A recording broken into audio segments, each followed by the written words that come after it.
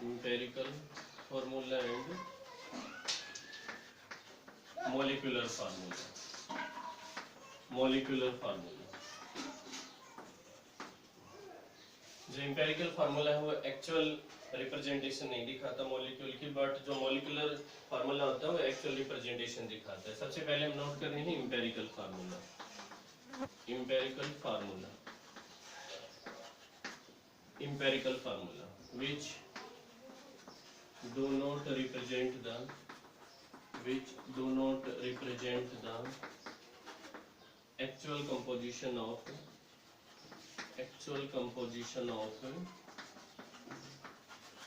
atoms in the molecule.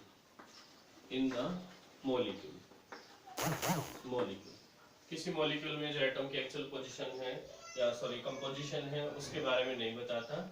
Empirical formula जैसे हम note करें, एग्जांपल ग्लूकोज का अगर हम एम्पेरिकल फार्मूला नोट करें तो CH2O, इसमें जो ग्लूकोज का एक्चुअल फार्मूला होता है वो C6H12O6 होता है, बट यहाँ पे हम CH2O, यहाँ पे सिर्फ इतना बताया गया कि कार्बन, हाइड्रोजन और ऑक्सीजन से मिलके ग्लूकोज बनता है, बट उसकी एक्चुअलिटी के बारे में नहीं बताया गया है। बट जो मॉलिक्यूलर फार्मूला है, मॉलिक्यूलर फार्मूला ये एक्चुअलिटी को रिप्रेजेंट करता है, which represents the actual composition of atoms in the molecule।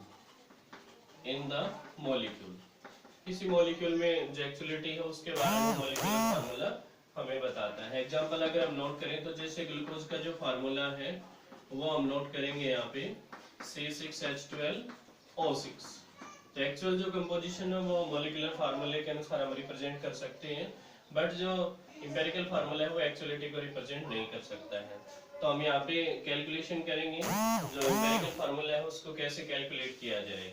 अगर परसेंटेज कंपोजिशन दे रखी है तो उसके अनुसार हम एम्पेरिकल फार्मूला कैलकुलेट कर सकते हैं।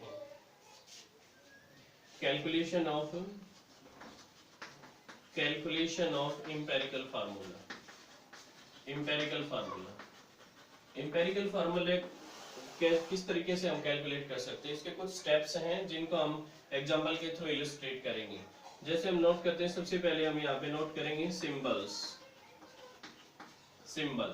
सिंबल के बाद हम नोट करेंगे परसेंटेज कंपोजिशन के बाद हमें एटॉमिक मास नोट करना है, एटॉमिक मास। उसके बाद रिलेटिव मास हम निकालेंगे, रिलेटिव मास, और उसके बाद हम सिंपलेस्ट रेशियो निकाल लेंगे, सिंपलेस्ट रेशियो, और उसके बाद वोल नंबर रेशियो निकालना है हमें, वोल नंबर रेशियो। ये कुछ स्टेप्स हमें इसमें फॉलो करने हैं और इन स्टेप्स के अनुसार ही हमें एम्पेरिकल फार्मूला यहाँ पे कैलकुलेट करना है। तो ये स्टेप्स किस तरीके से हम फॉलो करेंगे ये हम एक एग्जांपल के थ्रू नोट कर रहे हैं।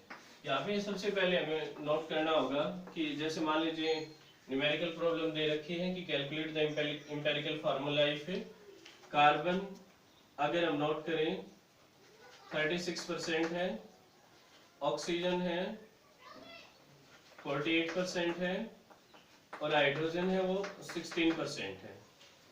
तो इसमें आप केमिकल जो एम्पेरिकल फार्मूला है वो आप किस तरीके से कैलकुलेट करेंगे। सिंबल हम नोट करते हैं कार्बन, हाइड्रोजन, ऑक्सीजन। यहाँ पे हम नोट करेंगे परसेंटेज कंपोजिशन 36 है, 16 है और 48 है। एटॉमिक मास कार्बन 12 है, 1 है और 16 है। रिलेटिव मास कैसे निकालते हैं हम, एटॉमिक जो परसेंटेज कंपोजिशन है उसको हमें डिवाइड करना है एटॉमिक मास से। मींस हम नोट करेंगे 36 डिवाइड बाई 12, 3 आ जाता है यहाँ पे 16 बाई 1, यहाँ पे 16 आ जाता है, और यहाँ पे हम नोट करेंगे 48 बाई 16, तो यहाँ पे भी 3 आ जाता है। रिलेटिव मास हम इस तरीके से कैलकुलेट करते हैं। रिलेटिव मास कैलकुलेट करने का फार्मूला होता है percentage composition divide by atomic mass. इसके बाद हमें क्या करना है, सिंपलेस्ट रेशियो निकालना है। इसके लिए जो सबसे कम वैल्यू होती है उससे हम इन सब को डिवाइड कर देते हैं। सिंपलेस्ट रेशियो में 3/3 1 आ जाता है, 16/3, यहाँ पे हम नोट करेंगे 5.3 आ जाता है, और यहाँ पे 3/3 1 आ जाता है। तो ये सिंपलेस्ट रेशियो आ गया। इसके बाद होल नंबर रेशियो निकालने के लिए हमें क्या करना होगा, किसी स्पेसिफिक इंटीजर से हम इसको मल्टीप्लाई करेंगे जिससे होल नंबर आ जाए। तो हम यहाँ पे 10 से मल्टीप्लाई कर रहे हैं इनको। अगर हम 10 से मल्टीप्लाई करते हैं तो यहाँ पे 10, यहाँ पे 53, और यहाँ पे हम नोट करेंगे 10 आ जाएगा। तो ये हम होल नंबर रेशियो निकाल लेते हैं। इसके बाद हमें एम्पेरिकल फार्मूला लिखना होता है। एम्पेरिकल फार्मूला हम किस तरीके से लिखेंगे, जैसे कार्बन की जो वैल्यू आई है वो कितनी आई है 10, तो हम लिखेंगे C10, हाइड्रोजन है 53 है, ऑक्सीजन है वो 10 है। इस तरीके से हमें इसको नोट करना होता है। मैं एक बार फिर से रिपीट कर रहा हूँ।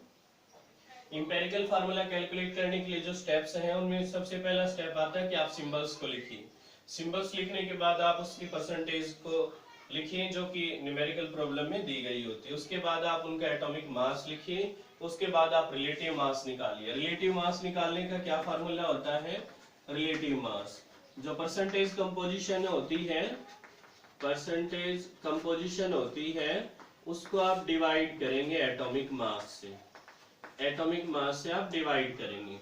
उसके बाद सिंपलेस्ट रेशियो आपको निकालना है। सिंपलेस्ट रेशियो में जो सबसे कम वैल्यू होती है, इन सब में जो सबसे कम वैल्यू है वो 3 है, तो हम उससे बाकी सबको डिवाइड करेंगे जैसे हमने यहाँ पे किया है। उसके बाद सिंपलेस्ट रेशियो के बाद होल नंबर रेशियो निकालते हैं जिसमें हमें किसी स्पेसिफिक इंटीजर से मल्टीप्लाई करना होता है और उसी के अनुसार हम एम्पिरिकल फार्मूला कैलकुलेट करते हैं। इसके बाद हमें मॉलिक्यूलर फार्मूला निकालना होता है।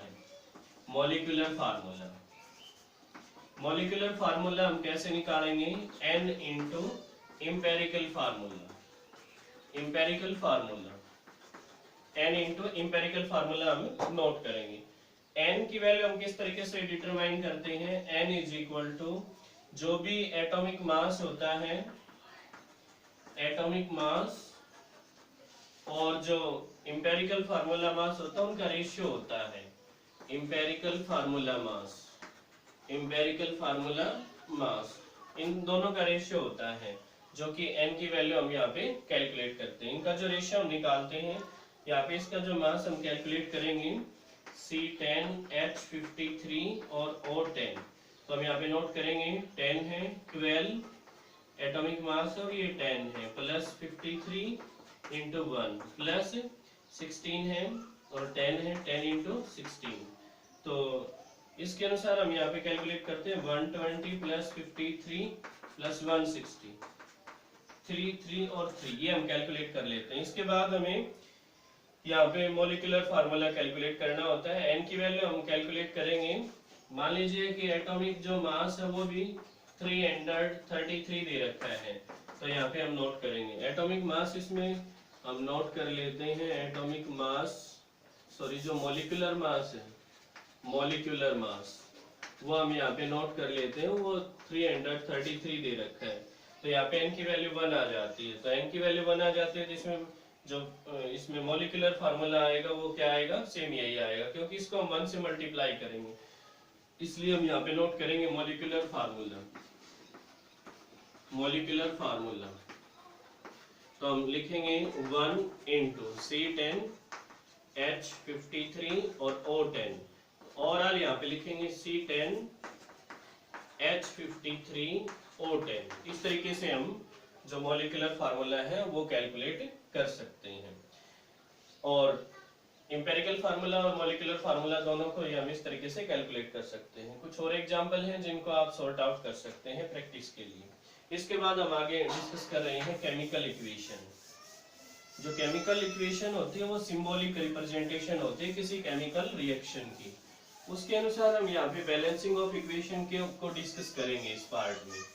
बैलेंसिंग ऑफ इक्वेशन को बैलेंस किस तरीके से किया जाए इसके बारे में हम डिस्कस करेंगे। Chemical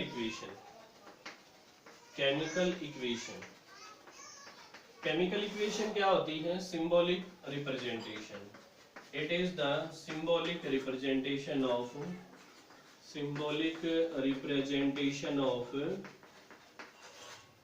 a chemical reaction. किसी केमिकल रिएक्शन को सिंबल्स की फॉर्म में लिखना केमिकल इक्वेशन कहलाता है। जैसे हम नोट करते हैं कार्बन प्लस O2, ऑक्सीजन जब रिएक्ट करती है तो कार्बन डाइऑक्साइड की फॉर्मेशन होती है।